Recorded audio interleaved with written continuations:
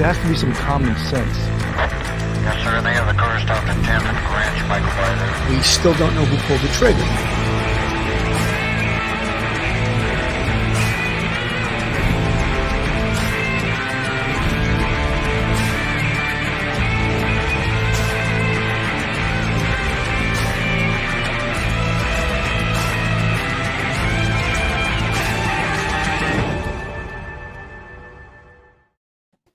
Hello, everyone, and welcome to Police Off the Cuff, Real Crime Stories. I'm your host, retired NYPD Sergeant Bill Cannon, a 27-year veteran of the NYPD. And with me tonight, this afternoon, retired NYPD detective and straight out of Brooklyn, Phil Grimaldi. How you doing today, Phil? I'm doing pretty good. A sad day. Obviously, news is broken about what we're covering today, that Eliza's body has been found. So, yeah, it's a somber day. I want to welcome all you folks that are coming over from Crime Time with Duty, Ron. We appreciate you coming to our podcast, giving us a chance. Real crime stories from a police perspective. Phil and I covered this story right from the beginning, from last Friday when she was running at 04:30 in the morning, and this horrendous attack that you don't hear attacks like this very often, and sort of in a safe area, the University of Memphis campus. But we sort of underlined the fact that maybe no one, and I'm not just a woman, no one should be running by themselves at 4:30 in the morning. You need backup. You need someone to run. You need a buddy to run with, and not just for safety reasons, but how about health reasons? Say if you had a problem health-wise and you needed someone to help you out. It's always good to run with someone, you know, and to have a buddy on the scene there. This attack is something like that goes back almost we saw attacks like these in New York in like the 80s and 90s when just crime was totally out of control. Anyway, the news is as bad as we thought. I had mentioned early on in this investigation that one of the worst things you can ever do as a victim is to get into a car, to forcibly get into someone's car. If someone points a gun at you or a knife at you and demands you get in the car, do not do it. That's your shot. Run right then. Get the hell away right then. If they try to force you to get in the car, fight. Fight till the death, unfortunately, like Eliza did. Because it was going to end that way no matter what. If she didn't fight, it was going to end that way. When we find out the history of this guy, it's heinous. It's just horrendous. So the body of the abducted Memphis teacher is found. And, you know, one of the things, it was found in an area that this perpetrator was comfortable with. He was seen in this area cleaning the car, washing his clothes, dumping evidence in a dumpster. You know, the teacher and the mother of two, Eliza Fletcher, was 34 years old. She went by the name Eliza.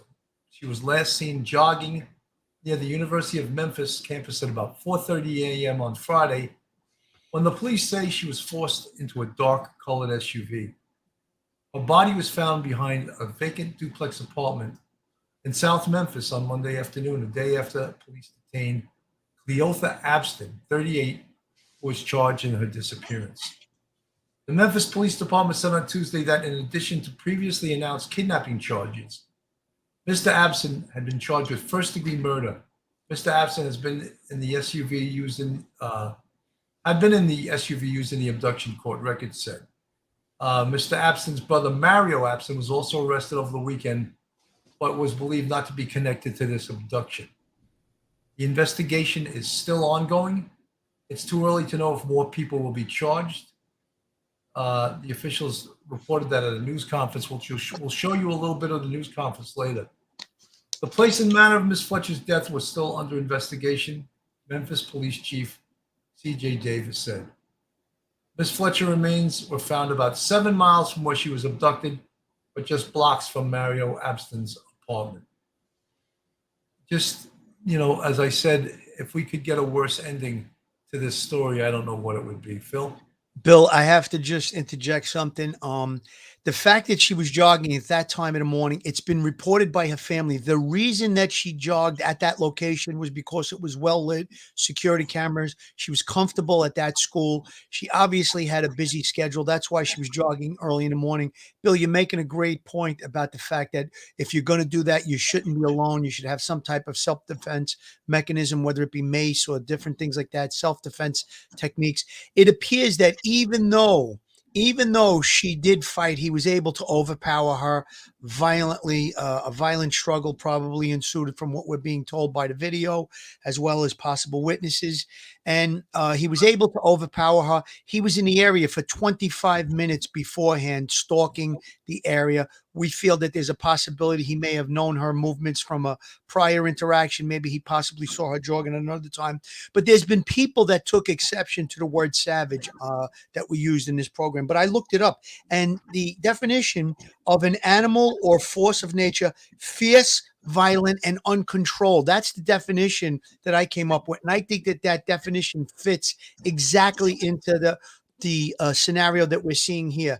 Labeling him a savage is probably quite correct, and I think it's very direct. This woman was obviously in good physical condition. She probably did put up a fierce struggle. They knew that there was going to be blood evidence in the vehicle based on that video. So that tells you that during the struggle, she probably sustained severe injuries that were causing bleeding, severe bleeding. So again, it's just horrible. It's tragic.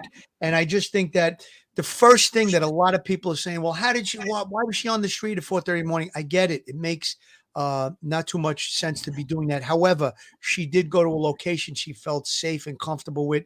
A college campus usually has a security patrol, security cameras well lit. However, this savage, and I'm going to call him that, was able to, secrete himself into the area and overtake this young lady and cause her death. It's horrible. Rhino Girl, AED, thank you for the 100 super chat. Support and love from Dubai. Thank you for all you do. You know, when you talk about all people do, the police in this case, I can't just say how fantastic they were. A team of police, you know, and I'm going to show a little bit of the press conference. Let's not forget it was the FBI, the TBI, the ATF, the Memphis police, the Memphis University police. I hope I'm not leaving anybody. The Fugitive Enforcement Division. Fantastic. They're the people that go and apprehend savages like this. And they do it with glee, believe me. They want to put a guy like this back behind the bars so quickly, and they do it with stealthiness and superb professionalism. I'm going to play some of this press conference. You know, I'm having a hard time hearing this too, so I'm going to put that. I have another station plays this the same press conference. Let me see if I can get it. It was a little bit on the low side. I did raise my volume up a little bit, so maybe that's a good idea. She basically was going into all the different agencies that were working on this investigation. And again, a big salute to them. Well, I'm not going to play every single law enforcement agency that gets up there, and rightfully so, they take a bow, and they deserve a bow. If you're new to this case, one of the ways that they tracked this guy was on the scene. He had left his sandals. And also on the scene was Eliza's cell phone, which was smashed, and her water bottle. A guy riding by on a bicycle picked those items of evidence up that was so important. And he turned them over, I believe, to the family of Eliza, who turned them over to the police. When I believe it was Chief Davis referenced, the biggest thing we have in the community is the people helping the police. And that is so important. Without their help, I don't think they would have gotten such a quick resolution to this case, even though it's not the resolution you want to see. But the evidence is so important to make sure that a guy like this never walks as a free man again in this country. And, you know, the way they process this evidence is miraculous. And, you know, the the speed in which they returned the DNA evidence and identified this perp, I can't get over it. It's amazing. It wasn't available when I was on the police department, 10 years ago. So you can think of the advancements in DNA technology that enabled them to identify this guy in less than 24 hours utilizing DNA. We'll talk more about the evidence and what it means, and the evidence inside the vehicle, the evidence undoubtedly that will be on Eliza's body, and the evidence, of course, that they would check and photograph the perpetrator's body, because there's something called Locard's theory of exchange. And when two bodies come in contact, evidence from one winds up on the other, even though he tried to get rid of the evidence by washing up and cleaning the car and cleaning his body and cleaning his clothing and getting rid of any evidence that he may have had that he had any contact with her. Bill, I'm just going to go out on a limb here, make a little bit of an assumption. The phone was recovered by Miles Fortis at about 6:45 in the morning, along with the slides that the champion slides that were eventually linked to the perpetrator. It sounds like maybe the phone was cracked, but still optional, because I don't think that there was a bolo, be on the lookout for someone who had kidnapped in such a quick period of time, for him to return the cell phone and the slides to the family. Maybe they were calling the phone looking for her. Perhaps he picked it up and they made arrangement for him to bring it to them. That is kind of an assumption, but I think it's the most logical explanation. When you're talking about the evidentiary part of this case, Bill, very, very important. The location where her body was found was an abandoned house, one in a close proximity to where he was cleaning the vehicle. I think that that's going to be key to preserving evidence. Had he disposed of her body in a, let's say, in a field or in a body of water, it probably would have eliminated some of the trace evidence that you talked about, the exchange, the Locard's theory of exchange. Maybe some of that would have been tainted. However, being that it was in an abandoned home, there may be, different, areas where he could have scratched himself or hurt himself, dangerous objects in the abandoned home. We don't know what the inside of that abandoned home looks like. Perhaps he did leave some more DNA evidence at that location. Hopefully there's going to be DNA evidence recovered from her body. There's so many things on this case that are going to point towards this perpetrator. However, I don't think you could have enough nails in the coffin to get to the point of beyond a reasonable doubt. So there's absolutely no question that he is the person responsible for this. There's also been reports that possibly his brother Mario could possibly be involved. I think the police are looking into that. He was arrested for some narcotics or a weapons possession, something to that effect. However, the family did come out publicly, other family members, and say that they basically were disowning him and his family. They were known to be crazy, was the exact quote that I heard on the news earlier. So again, he did some real creepy stuff in and around the location that he was staying at. But trying to stay on the evidence, I'm just glad that they did recover her remains. It gives the family some type of a closure. I don't think there's ever a complete closure when you lose a loved one in this nature. However, they will have now her body back to give her a memorial and a service and a burial. So, or whatever they choose to do, the family. But it's not going to stop the hurt or the pain of the two young children, the husband, the family, the rest of the friends and family members. But it is one step, I guess, towards, some type of healing. I don't think there's ever, like I said, ever any complete closure on a case like this. There is also evidence, folks, that he was there 20 minutes prior, actually stalking her. So he obviously knew that she was going to come running by that location. There were some reports, and I don't have the exactly confirmation, that he had stolen her credit card or her wallet the day before and had used it. Now, I don't know the exact circumstances of that, but I saw some reports of that. And again, unless I have it coming directly from the police, which I don't, and obviously the police are withholding some evidentiary information because they want to make sure this case is solid. Let me make a quick comment on that, Bill. I did see part of his actual court hearing. It was broadcast on News Nation. I saw a small part of it. The judge did talk about a grand larceny charge with a credit card. He didn't state whether or not it was connected to this particular case or not. It was kind of unclear. I didn't watch the whole press conference. It was kind of long, but I did catch that part. He is being charged with a grand larceny based on a credit card, and then some type of a theft, a misdemeanor theft under $1,000. I don't know if it's related to this case. Perhaps it is. I'm sure we're going to find out in the days going forward. I want to show you something. This is the scene yesterday, right around the time they had recovered her remains. You can imagine how frantic this was. The police, you can see how weary they are. They've been working on this straight with no rest. Breaking news. So, folks, some people were talking in the chat. Yes, they do have video of the attack. I don't know how clear it is, but that was how they first put this case together. In fact, I believe it was the Memphis University Police who first called 911 at 7 o'clock in observing this attack on video. And then it was called in by her husband, I believe at 07:45, when she didn't return home. So all of this evidence, it's tremendous evidence. And as we put the evidence together, string it together, that's what builds a case against someone like this. And I believe even at this point, and they're not by any means through with this investigation, they're building a super strong case. And they have some of the best police and law enforcement professionals on this case that I've seen in one place in a very long time. Bill, we talked about how his cell phone was pinging in and around the area of the attack at the time of the attack. They may also be able to figure out if his cell phone was in and around the location where the victim's body was, where Eliza's body was recovered.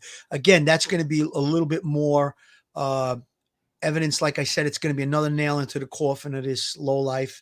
And, one of the pundits that I saw on TV earlier today made a really great point. It was a fairly well-known, affluent criminal defense attorney. He talked about that there was bail set of $500,000 in the original case. I believe, and the attorney made the same point, this is such an egregious case that, I have a problem with that. When we have a person who's missing, and at the time when they set the bail, she hadn't been recovered, but we had all this other evidence. What's the problem with a remand pending the location of the person who's missing? I think that was improper. Obviously, he may not have had the means to make a $500,000 bail, but you never know. There's always that outside chance. And you're going to put someone who's an obvious predator back out onto the street with the possibility of bail. Again, we argue about bail in New York because the bail system has been reformed and it's just terrible. They're letting criminals out over and over again, committing the same crime. But in a situation like this, I think that he posed a clear threat to the community. And that's where judges have to start to take a stand and say, you know what, remand. I mean, before all the bail reform in New York, any type of a murder charge, most of the time they remanded for the next hearing. It's not like you're remanding them forever. Let's look at what the evidence is going to show. We'll have a look at this in another week, 2 weeks, whatever it is. But I found that very, very disturbing that they actually would put bail on someone like this. And then today, even though they charged with murder, they continued the $500,000 bail, and they're going to have a hearing on it tomorrow morning because of the fact that it wasn't on the docket or whatever. It sounds like a little bit of miscommunication with the court or something, or a technicality. But again, I have a problem with that. The criminal justice system in the United States, innocent until proven guilty. However, with the amount of evidence that was clear in this case, there should have been no bail. It should have been a remand right from the beginning. Yeah, I agree with you, Phil. Cleotha Abston, 38 years old. In the year 2000, he was arrested for kidnapping of an attorney who he kidnapped at gunpoint, threw him in the trunk of his car, and drove him around for several hours as he removed currency from his ATM card, which he forcibly removed from him, obviously. Cleotha Abston also had a extensive violent juvenile record. Many times in our system, juvenile records are sealed to protect the defendant from prejudice from the criminal justice system. And apparently, Cleotha Abston had an extensive and violent juvenile history. I think in cases like this, his juvenile record should be unsealed, and we should be allowed to see exactly what we're getting with this guy. There was this morning. I want to show you a bit of his arraignment. Bill, you know, it was reported earlier. I saw a report, cable news, Fox News, that said when he was 12 years old, he was arrested for rape and assault. I know it's a juvenile record, probably sealed. I don't know how they were able to discern that information, but I think that you're right. In cases like this, that should be public information. We want to know about someone who's a predator like this. Absolutely. All right, we are going live here. First time ever seeing the suspect right now coming. Let's listen right here on Live Now from Fox. I know you're wearing a facial mask, so speak as clearly as you can through your mask, so I can understand what you're saying. We have 2 cases on the docket today. You do. And in one case, your name is listed here on the docket as Cleotha Abston. In the second case, they have listed it as Cleotha Abston Henderson, which is correct legally. Which is correct. Abston hyphen Henderson. Sir? Henderson. Okay. And where does the Abston come in?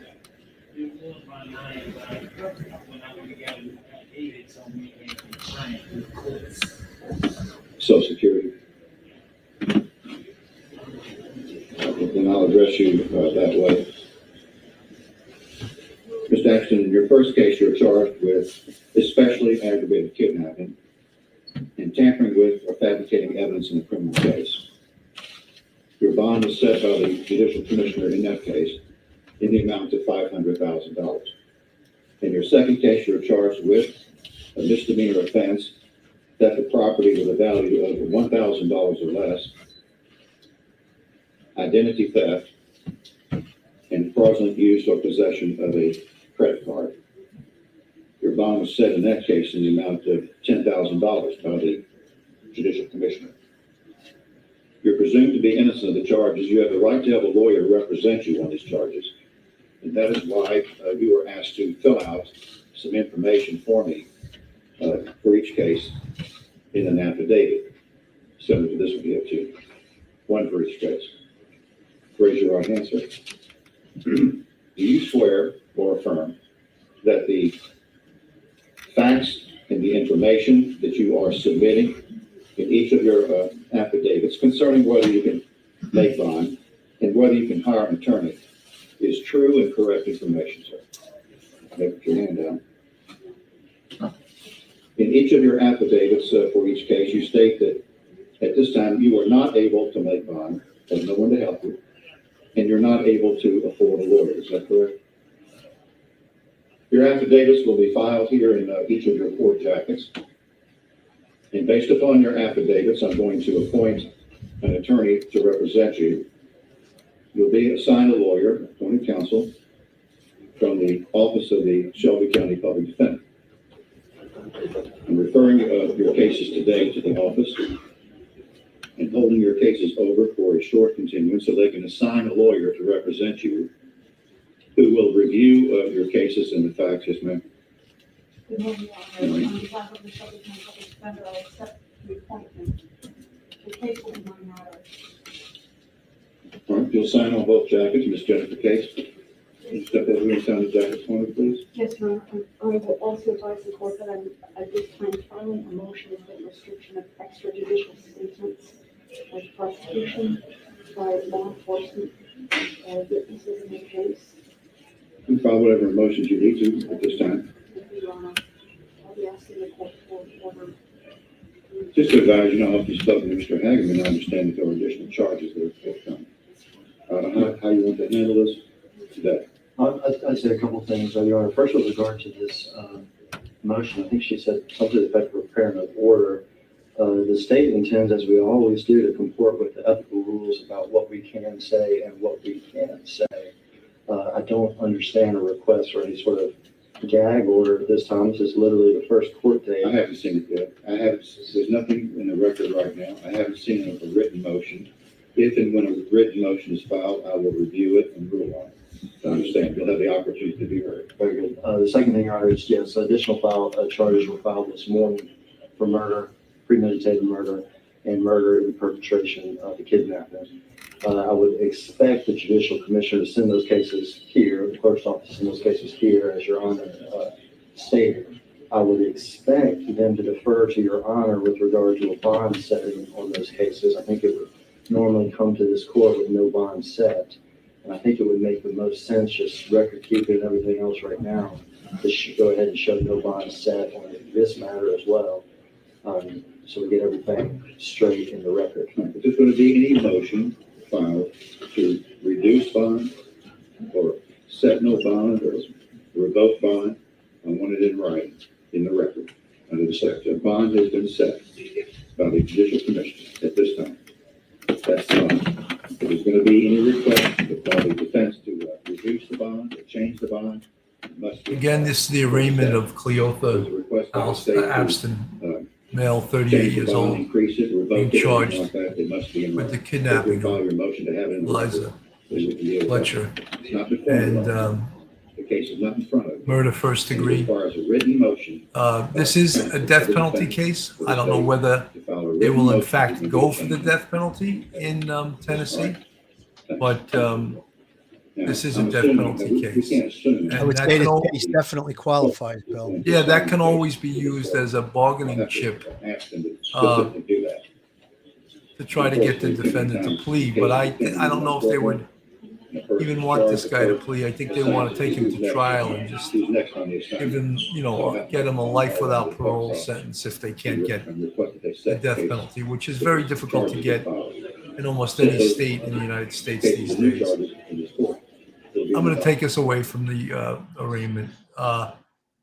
Guys, as I said earlier on, Phil and I covered this case right from the beginning, and we knew right from the beginning. And I hate to be, I told you so, or not hopeful. You always want to be hopeful in these cases that the victim will be recovered alive. But I always know in my entire police career, if someone gets dragged into a car, it's almost 99% chance that person's ever going to be seen again alive. It's just that heinous of a crime.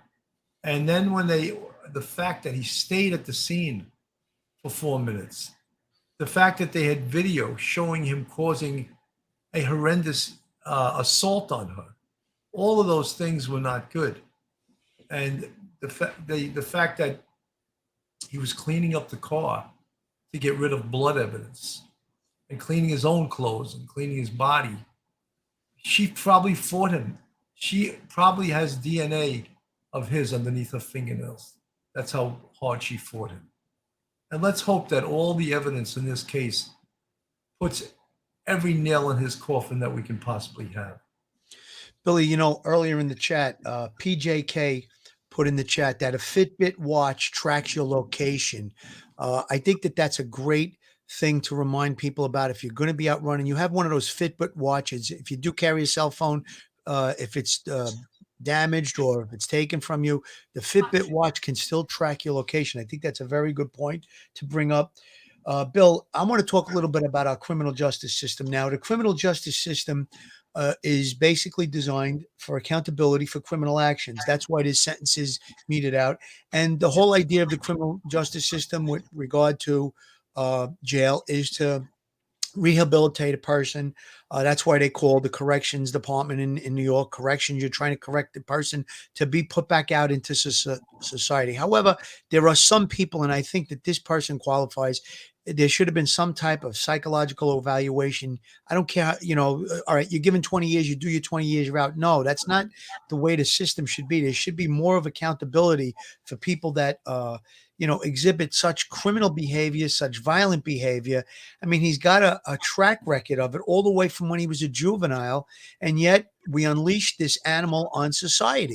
And when I use that word, there's people in the chat that want to make comments about race and stuff like that. I never looked at a victim by race or color. If you were a minority, if you were not a minority, it didn't matter to me. A victim was a victim.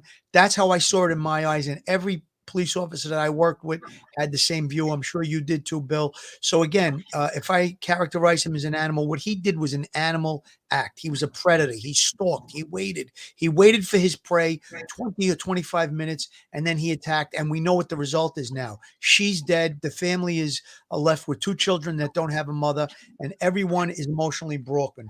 Now, when it comes to a homicide case, I looked at the victim's family. Emotional pain knows no color, okay? When you're dealing with a family, it doesn't matter what color they are or who they are, what their, background is. You're looking at people that are broken. A loved one was murdered, and that emotional pain, there's no it doesn't know any color or anything like that. So I get really enraged when people start to talk about in the chat about whether or not race plays a role in it. No, it doesn't. We as law enforcement officers, we don't see race. I mean, there might be some bad apples out there that do. I know myself, I treated every victim as a victim. I didn't care what their background was. Folks, talking about her family put out such a warm and heartfelt, loving message about, their mom, his wife, their daughter, their cousin. And it was just so classy what they put out. And in this message they put out, they also asked for space, for people to give them space to grieve, which they deserve, of course, and not to ask them questions about this case. Just the horror of this is just, it's just unfathomable to think of the outcome of this. One of the things about that, we talk about the technology used to track this perpetrator, and it's nothing short of miraculous.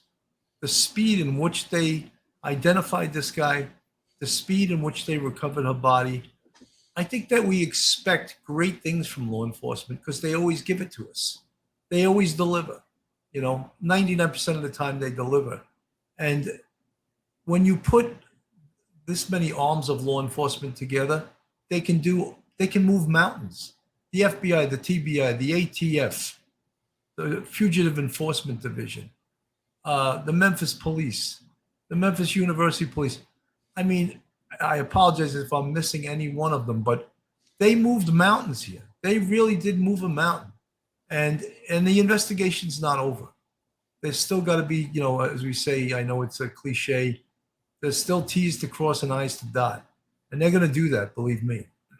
And listen, based on what you saw in this investigation, we can't prevent predators from preying on people. However, we have the tools at our fingertips to catch these people and place them in jail. The criminal justice system needs to keep them there and hold them accountable. And this defund the police movement of the last couple of years since the George Floyd incident is completely ridiculous. We need to have more technology. We need to have more officers at the ready. I mean, we have a national problem in this country. Crime is out of control in every state in the country. Crime is up. So now we saw what law enforcement did in this particular case, how they were able to successfully bring this criminal to justice.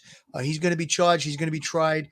They recovered the remains of the victim, and it was in a short period of time. And Bill and I can't say it enough. We're just really amazed at it, because when we were on active duty in the police department, DNA technology was not where it is today. It took a much longer period of time to get a DNA match in a database like they enlisted in this. And then you have all the other stuff, all the video cameras, the technology, the traffic cameras, the cell phone technology, the triangulation of the cell phone technology.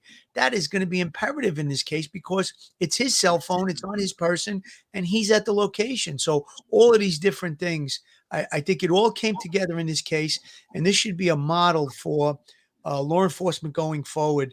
And, as far as people criticizing the victim for being out at 4:30 in the morning, that's really not called for here. We don't know, what her lifestyle was like, that she wanted to go out at that time. We talked about it earlier. So again, the family's looking for a little bit of privacy right now. They need to go through the grieving process.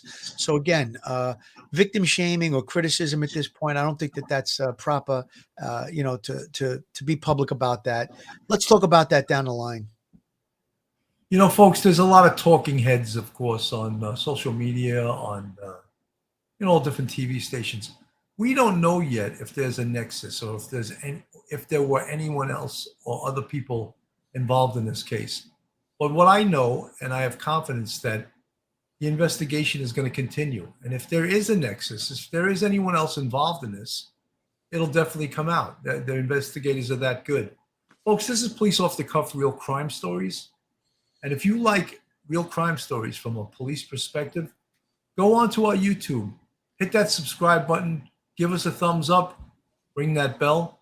And if you want to help us financially, we have a Patreon with 3 different levels. And we also have YouTube channel members with 5 different levels. And you can see the folks in the green font. They're part of our YouTube membership family, and we really appreciate them so much. But again, if you're not subscribed, go on our YouTube and subscribe. It's free to do that. Now, just give another short report from Fox on this. This is, of course, a national story that everyone's covering it. Fox alert now, a body found in a heavily wooded area near where heiress Eliza Fletcher was kidnapped is now confirmed to be her. She was found about 7 miles from where she was beaten and kidnapped Friday morning in Memphis. The suspect, 38-year-old Cleotha Abston, was identified and taken into custody on Saturday. He was expected to be in court at any moment, but that hearing has been canceled as additional charges are now being added for first-degree murder. Welcome to a brand new hour of America's Newsroom. I'm Dana Perino. It's sad news indeed. Sure is. Dana, good morning to you. I'm Bill Hemmer. Police still not releasing an official cause of death. She was a kindergarten teacher. Eliza Fletcher went for her morning jog, as she does very early, 4 o'clock a.m., when she was attacked last Friday near the University of Memphis. Detectives saying that surveillance video shows the suspect aggressively running toward her, grabbing her off the street and forcing her into his SUV, leaving her phone and water bottle behind, and some shoes with DNA matching the suspect. His cell phone signal placing him near the scene. We're going to cover this from all angles for you. Criminal defense attorney Philip Holloway, former district attorney and former D.C. homicide detective Ted Williams, and a Fox News contributor join us. But first, to Charles Watson. He is live outside the courthouse. He has the latest. And Charles, we just spoke to you an hour ago. Now we have this confirmation. Yeah, hey, good morning, Dana. We just got this confirmation from the Memphis police. They posted on Twitter that the deceased victim that they located in the residential neighborhood in South Memphis yesterday evening is, in fact, Eliza Fletcher. They also said in this statement that they put out on Twitter that additional charges are for 38-year-old suspect in this case, Cleotha Abston, have been added for first-degree murder and first-degree murder in perpetration of kidnapping. Now, last night, Dana and Bill, I was out at the scene in South Memphis, and you could see the writing on the wall. Police weren't saying much about what they were looking for, what they had in this residential neighborhood, but the amount of officers that we saw over there, sort of led to the fact led people to believe that they did find Fletcher in this area. Again, they have not said what her cause of death is, but police have said all along in an affidavit that they believe that Fletcher sustained serious bodily injury when she was running on the campus of University of Memphis campus, and this man just came up and aggressively attacked her and pulled her into a vehicle. Now, we've been outside of the courthouse this morning. We're hearing that Abston's court appearance today has been canceled. We've been inside trying to work some of our sources inside to see if we can get more information on that. Those details are scarce right now. We're working to see if that hearing will happen today. But again, police have confirmed the body that they found in a residential neighborhood in South Memphis yesterday is Eliza Fletcher. New charges added to the suspect, in this case, Abston. And again, guys, the evidence, everyone is presumed innocent until proven guilty, but the evidence that police presented in the affidavit seemed to overwhelmingly point to Abston in this case. You mentioned it, Dana. They pointed to the fact that a cell phone belonging to the victim pinged in the area where Fletcher was running last Friday on the University of Memphis campus. Also, the items that were left behind at the abduction site, a cell phone, as well as a pair of sandals that were later sent to state investigators who linked them to Abston through DNA. He, of course, has a history of kidnapping. He was convicted in 2000 to more than 20 years in prison for kidnapping a Memphis lawyer and holding him at gunpoint, driving him around the city for hours until that lawyer was finally able to alert a security guard and get some help. So, again, he has a history of this, and it appears after being released from jail less than 2 years later, he's done it again. You heard that report, and I think it's important to also notice he's a criminal. He's criminal. He does things near where he's comfortable with. He dumped her body right near where he lives. I mean, that just is total, felonious mopery, we would call that in the NYPD. Right. He's like just a criminal that just doesn't think. He's a predator. He thinks like a lion or a predator searching for a victim. And then when he thinks about, how can I get away with this? He does everything near where he lives. Tries to dump the evidence, tries to clean the car, tries to go to other places that he's comfortable with, tries to wash his clothes, all where he lives. I mean, this is not a smart guy. This is one of the worst, just a bad criminal, a career, felonious, violent criminal. Bill, obviously a typical criminal. You brought up earlier about a nexus of possibly someone else being involved. I think the investigation is going to focus on his actions prior to the incident. They're going to look for possible video surveillance of him in and around her, where she lived maybe, or along that route that she was taken to go jogging. His cell phone will also give them a clear picture. They'll triangulate it as to where he was in the days prior. So again, there could be a possibility that he was working possibly along with someone else on this horrible crime. And they will be able to tell if he was around, if their paths crossed previously. There's technology with cell phones where they can tell if her cell phone and his cell phone hit the same cell tower at the same time, which would indicate that they were in close proximity to one another, which, if there was a possibility that he was stalking her prior to this event. So there's all of that stuff I'm sure is going to be looked at. And again, you made a great point, Bill. They want to see if there's a nexus of anyone else being involved or him having prior stalking of the victim in this case. Alicia B., thank you so much for the $20 super chat. Great coverage, gentlemen. Thank you. Folks, we had mentioned yesterday also that, like people, of course, everyone wants to give their view on this. And that's why, watching Real Crime or listening to us or listening to other channels, why it's so interesting. And everyone has their own perspective or their own point of view.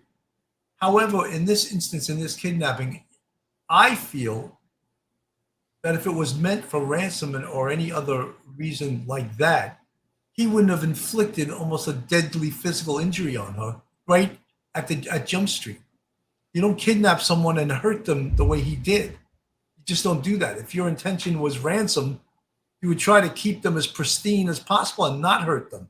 That's why I think his motives were other things and not a kidnapping for money.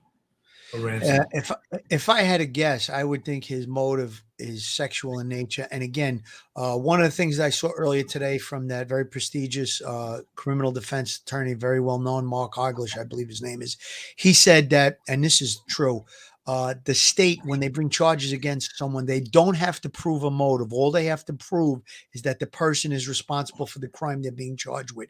Motive is not a necessary component of conviction. So they don't have to prove motive. I think it's going to be kind of obvious once they do, the autopsy, whether or not she was sexually assaulted. That would probably be the motive, in my opinion, at this point. I don't think it was robbery. Someone out running is probably only carrying a cell phone. So that's it definitely wasn't robbery because all she had was her cell phone and he destroyed that. Right. So there's no, I'm going to pull up that attorney that you were speaking about, talking about if there was motive. Yeah, that's him. What do these authorities do next as far as determining a motive, why this man decided to kill this amazing mother of two and teacher to many? Yeah, my heart goes out to the family. It is just the worst, most abhorrent allegations involved. They don't have to establish a motive, is the answer to the question. The good news is you really don't always know. And so the law then says you don't ever have to have a motive. A guy who allegedly did this has been to prison for 20 years. He may just like to do stuff like this. He may be that tormented. He may be that disturbed that that's his thing. But prosecutors don't ever have to prove motive, fortunately. You know, you've got to think about, I know the conversation with the ladies on Outnumbered, top of the last hour, we're talking about this is a situation so many moms are in where they've got young kids, they take them to school, they try to get in their workouts, and in her case, her long run early in the morning. But any sort of habit or sort of trail that you do on a continual basis, I'd say it's 5 days a week, someone can see you doing that. In this case, he could have been lurking for some time and known that she did these runs early in the morning. We at least know he was lurking for the 20, 25 minutes before she entered sort of his web, if you will. The surveillance video did show that he was wandering in that area for quite some time before she ran through. That's correct. And if you believe what the police are saying, and there's no reason to doubt them, this guy is a predator. And so predators get out there and they look for people who may be vulnerable. And it would not surprise me if he studied her movement and then acted on it. He had a rap sheet. We know he went to jail. He was serving 20 years for already carrying out a similar crime, aggravated kidnapping. You look back as a juvenile, he had a long record. Should this man have ever been walking freely in the streets? In theory, no, but 20 years is a pretty long sentence. I would defer to the prosecutors and the judge who signed off on that agreement. But what I don't like is that he currently has a bond. I don't think that that's appropriate. And while he's indigent, there could be somebody out there who somehow sees that this is a high profile case, decides to put down the 10% on the $500,000 bond, and he gets out. That to me would be a miscarriage of justice. I think the judge needs to revoke bond immediately. I would ask you what would happen next then. We do know that he, as far as his representation is concerned, he's been issued a court-appointed attorney, has been enlisted to represent him. The judge scheduled a second court date now. That is expected Wednesday, tomorrow, September 7th at 9 a.m. What happens next here, Mark? Well, he enters a not guilty plea, which doesn't mean that he's saying I'm innocent. What he's doing is he's saying, okay, not guilty is also tantamount or equal to not proven, because we don't have any evidence now. And he does enjoy the presumption of innocence in a court of law. And then his court-appointed attorneys will work this case, as do I on all of my homicide cases, get all of the evidence, make sure that everything was seized constitutionally, and that they can prove this case beyond and to the exclusion of every reasonable doubt. They'll then either go to trial or they'll work out some type of plea bargain down the road. We will be watching it all. Just incredibly sad, tragic. That attorney was excellent in the way that he explained things. Mary Williamson, thank you so much. Thank you, Mary. $20 super chat. Love this channel. Well, thank you. We love to have you listening to us. Vet Girl, RW Bus, thank you for the $49.99 super chat. Thank you. In my opinion, the dumbest criminal ever, or a dumb dude, 4 a.m., her routine. And they said he waited 20 minutes. They took her car and things from her home. Thoughts, please. Vet Girl, in the beginning, they have to make sure that they look at every avenue of the investigation. So usually in any kind of case like this, you look at the family first, the husband specifically, and members of the family. So that's why they took that evidence. Once there is no nexus, and I use that word nexus, it's a law enforcement word. I went to college once, I learned that word. Nexus means, is there a connection between, and I don't mean to, if you never heard that word, but I'm just teasing. Nexus, is there a connection between two parties in this case, three parties? Is there a connection between anything else in this case? Or is it as it seems? Is this perpetrator arrested? Did he act alone?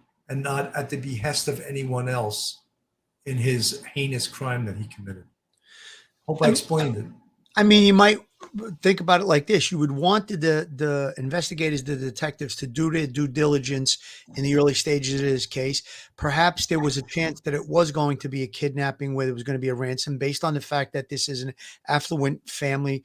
She's an heir to a billionaire fortune. So again, I think that they were taking those steps to ensure that if there was going to be some type of a ransom, that they would have all of the facts that they needed to work the case, so to speak. So again, I don't think that that's suspicious. I think it was just, they were following the steps. Like Bill said, we're going to look at the husband, the family. We're going to try and get a picture. You're walking into this thing blind. You get a call. Someone's been abducted. You don't know anything about them. You're going to try and find out as much victimology. We use that term a lot on this show, victimology, to find out about the victim. So that way you can get an idea of what's going on in the person's life that could have caused them to be abducted. Again, this looks like a random case. He may have stalked her, however, but it does look like a random case with a possible sexual motive, in my opinion.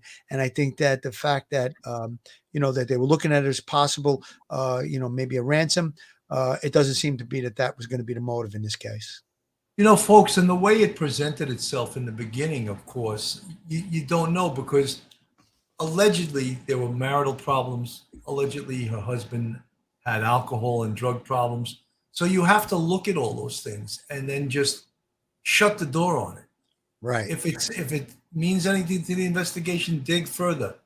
If you find out it has nothing to do with the investigation, then you cleared it. It's not there. It's not part of the investigation. But you have to look at every aspect in the beginning and then eliminate. We call it eliminating things. Phil, you want to just do a quick read? Sure. Joe Murray, attorney at law. Have you found yourself in a jam? Are you in need of legal counsel in the New York area? Do you need a victim's advocate? Well, Joe Murray is your man. He's not only an experienced trial attorney, he's also a retired 15-year member of the NYPD. He literally knows both sides of the fence. His website is jmurray-law.com. His telephone number is 646-838-1702. Or you could email Joe at jmurray-law.com.